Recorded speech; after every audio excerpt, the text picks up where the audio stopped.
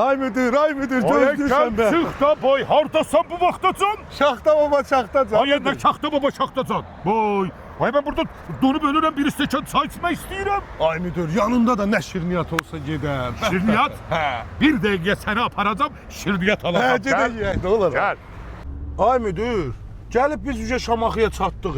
Ay sənə deyirəm sür, ən yaxşı şirniyyat aparıram səni, sür. Elə bir dəqiqə gəldi Şamaxıya çatdıq.